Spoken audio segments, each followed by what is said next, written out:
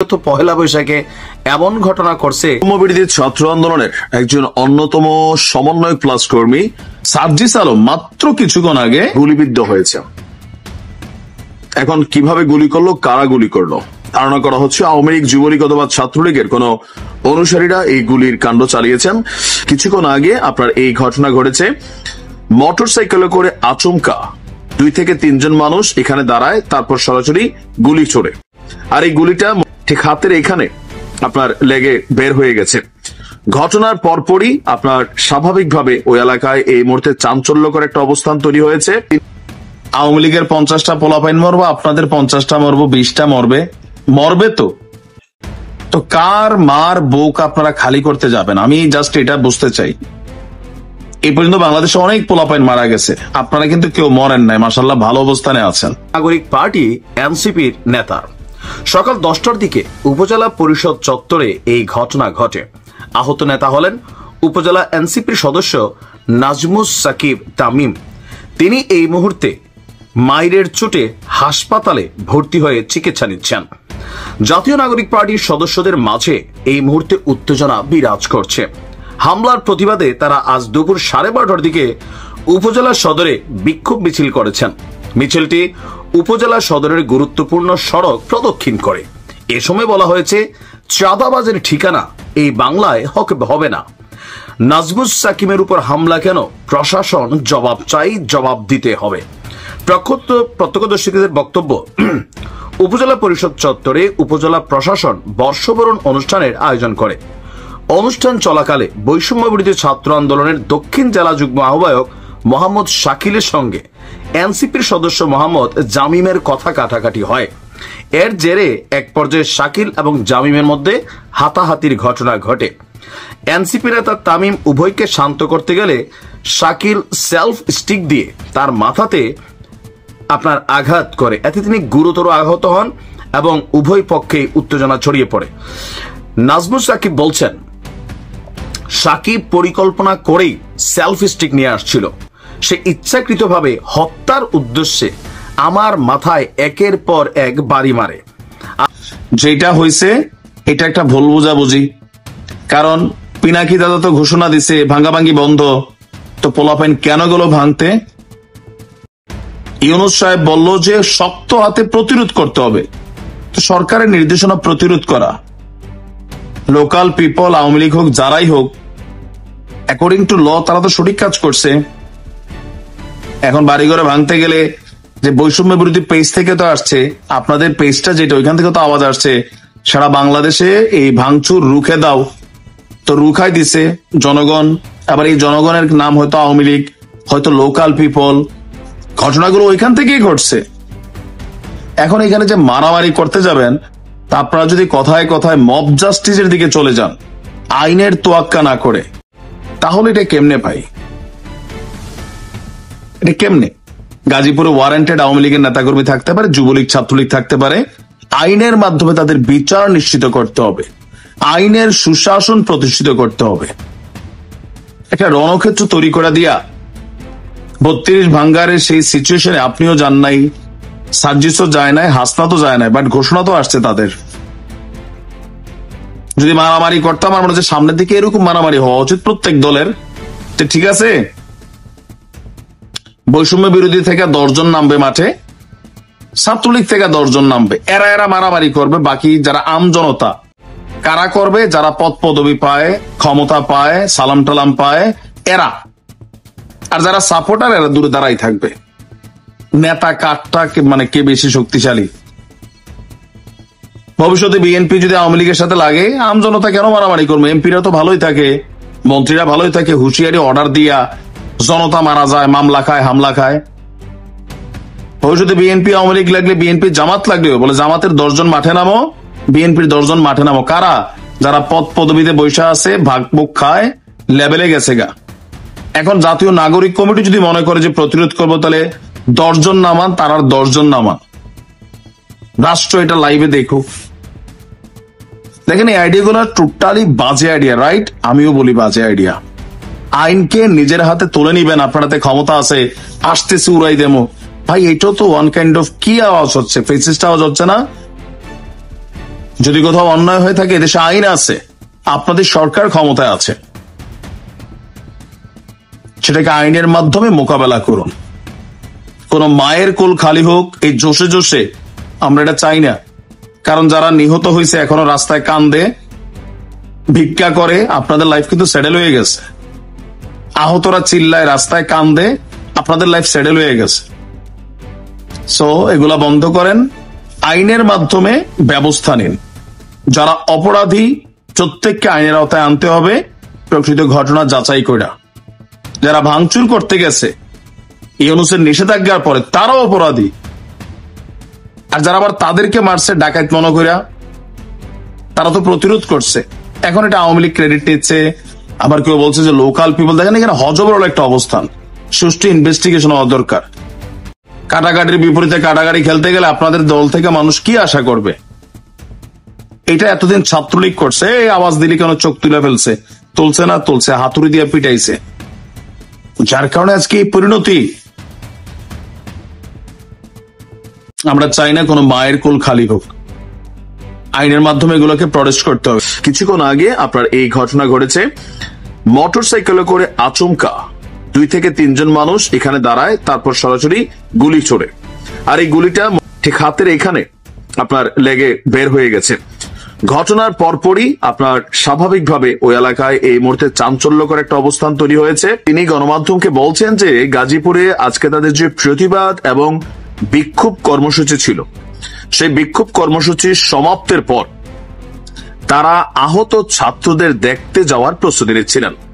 অল্পের জন্য যে হাসনাত সম্ভবত তারাই টার্গেট ছিল, তারা কিন্তু হাসপাতালে গেছেন যারা আহত হয়েছে তাদেরকে দেখার জন্য, বৈষম্য বিরোধী ছাত্র আন্দোলনের যারা আহত হয়েছেন।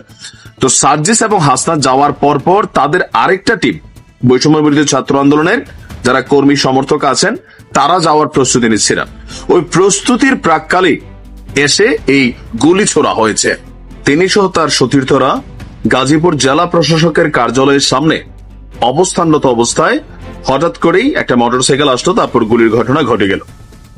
তো তিনি এখন হাসপাতালে যান নাই। তার বক্তব্য হচ্ছে যে ব্যক্তিগতভাবে এখন তিনি নিরাপত্তাহীনতায় ভুগছেন। গাজীপুরের পুলিশ সুপারকে তিনি এই বিষয়ে অবহিত করছেন। পুলিশ এলে তাজউদ্দিন আহমেদ মেডিকেল কলেজে তিনি চিকিৎসা নিতে যাবেন। এখন আজকে অপারেশন ডেভিল হান্ট নামক যে কর্মসূচি ঘোষণা করা হয়েছে, মাত্র কিছুক্ষণ পরেই আপনার এই ঘটনাটা ঘটে গেল।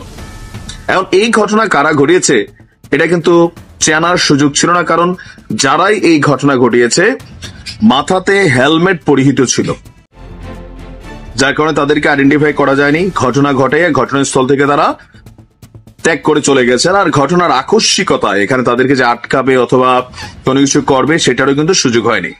আর সার্জিস এবং হাসনাত সম্ভবত টার্গেট ছিল। এখানে অনেকে বলাবলি করছেন যে সার্জিস এবং হাসনাত এই আন্দোলনে এসে এই আন্দোলনকে সমর্থন জানিয়েছেন এবং কি সরকারের উপর একটা প্রেসার ক্রিয়েট করেছেন। ইভেন এই যে অপারেশন ডেভিল হান্ট এটার পেছনেও তারা বড় ভূমিকা রেখেছেন। তাছাড়া সার্জিসের ঘোষণা ছিল যে গাজীপুরে আওয়ামী লীগের সন্ত্রাসীদের আজকে শেষ দিন। ভাগ্য ভালো তাদের টিমটা আগে হাসপাতালে চলে গেছে, যদি থাকতো সম্ভবত এখানে টার্গেটটা সার্জিস এবং হাসনাত ছিল। আসলে কি ঘটতে যাচ্ছে গাজীপুরে? ফেসবুকে দুইটা পক্ষ ভাগাভাগি হয়ে গেছে। যারা আওয়ামী লীগের নেতাকর্মী আছেন সবাই গাজীপুরের আওয়ামী লীগের পক্ষে অবস্থান নিয়েছেন। ইভেন এখানে বৈষম্য বিরোধীদের বিপক্ষে তারা মানে ফেসবুকে শক্ত অবস্থান প্রকাশ করছে। অপরদিকে আওয়ামী লীগ অনেক ধরনের ভিডিও কল রেকর্ড আমরা দেখছি, বিভিন্ন স্টেটাস দেখছি যে 26শে মার্চের আগে একসাথে দল বেঁধে বাংলাদেশে আসবে, এটা তাদের বাঁচা মরার লড়াই। রাজপথ কি জিনিস আওয়ামী লীগ চীনে চেনা জানা আছে। সো আওয়ামী লীগও চাচ্ছে সর্বোচ্চ ভাবে নিজেদের অবস্থানকে প্রকাশ করা। ইভেন 32-এর ঘটনায় এবং সারা বাংলাদেশে যে ঘটনাগুলো ঘটছে আওয়ামী লীগের নেতা এমপিদের উপর দিয়ে একটা মেসেজ তো ক্রিয়েট হয়ে গেছে। সেই মেসেজটা আওয়ামী লীগ অনুধাবন করছে, সেখান থেকে তারাও কিন্তু সর্বোচ্চ চেষ্টা করবে মরণ কামড় দেওয়ার এই সরকারের উপর। গাজীপুরে রণক্ষেত্র পরিস্থিতি তৈরি হওয়ার মতন অবস্থান তৈরি হচ্ছে। আপনারা জানেন যে গাজীপুরে মুক্তিযোদ্ধা মন্ত্রী আকম মোজাম্মেল হকের বাড়ি ভাঙচুর করতে যাওয়ায় স্থানীয় লোকাল আওয়ামী লীগ এবং জনগণ বা গ্রামবাসী এলাকাবাসী ডাকাত পড়ছে বইলা এই বাড়িকে ঘেরাও করে বৈষম্য বিরোধী ছাত্র আন্দোলনের অনেক নেতাকর্মীকে অনেক মারছে, প্রচুর মারছে। 3 জন প্রায় মৃত্যু সজ্জায়। মাঝখানে সার্জিস আলম মাত্র কিছুক্ষণ আগে আজকেই গাজীপুরকে দেখাই দিবে বা আওয়ামী লীগের উচিত শিক্ষা দিবে একটা স্ট্যাটাস দিচ্ছেন, আমরা আসছি। আমরা কারা? বৈষম্য বিরোধী ছাত্র আন্দোলন বা জনতা বা নাগরিক কমিটি। অপরদিকে গাজীপুরে সাবেক মেয়র জাহাঙ্গীর বা আওয়ামী লীগের সমর্থকরা বলছে আসো মনু, খেলা হবে। আপনি বুঝতে পারছেন কি ঘটতে যাচ্ছে? এই মুহূর্তে ইউনূস সরকারের সেনাবাহিনী, ইউনূস সরকারের পুলিশ বাহিনী, র্যাব, বিজেপি, আমি জানি না তারা কি ভূমিকা আছে, তবে মুজাম্মেল হক সাহেবের বাড়ির আশেপাশে সেনাবাহিনীর অবস্থান আছে। কারণ এই ছাত্রদেরকে সেখানে মাইরাই ফেলতো সবাইকে, যদি সেনাবাহিনী গিয়া তাদেরকে বাঁচাইয়া না আনতো। তো বুঝতে পারছেন যে ক্ষোভটা, 32-এর ক্ষোভটা আওয়ামী লীগের নেতাকর্মীদের মনে আছে।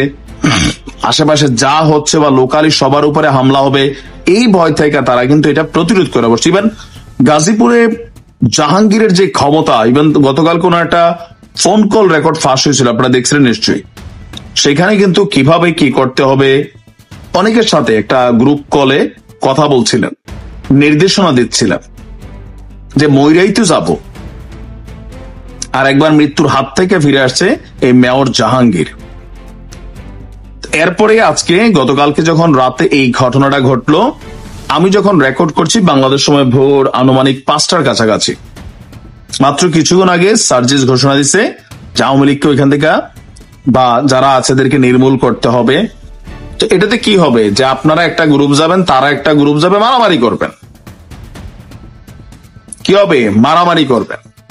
মোকাবেলা করার জন্য আওয়ামী লীগ তারাও তলে তলে রেডি আছে। গাজীপুরের রাজবাড়িতে এই মুহূর্তে বিক্ষোভ সমাবেশ চলছে। খন্ড খন্ড মিছিল নিয়ে সমাবেশ স্থল গাজীপুর সদর উপজেলার রাজবাড়ি মাঠে জড়ো হচ্ছে নেতাকর্মীরা। আর এখান থেকে 1:30টার দিকে লিফলেট বিতরণ হবে। গাজীপুর মহানগরের, আমি যখন এই নিউজটি করছি তো লিফলেট বিতরণ সম্ভবত শেষ হয়ে গেছে, এখানে ভাষণ চলতেছে। এরপরে তাদের মুভমেন্টটা কোন দিকে হবে? এখানে আওয়ামী লীগের টার্গেটেড কোন নেতাকর্মীর বাড়িতে আবারও কি বুলডোজার ঝড় চলে যাবে, নাকি লোকাল জনতা যারা আছেন তারা প্রতিরোধ করবেন? সর্বোচ্চ আইন শৃঙ্খলা বাহিনী আমরা দেখছি যে এখানে সতর্ক অবস্থায় আছে।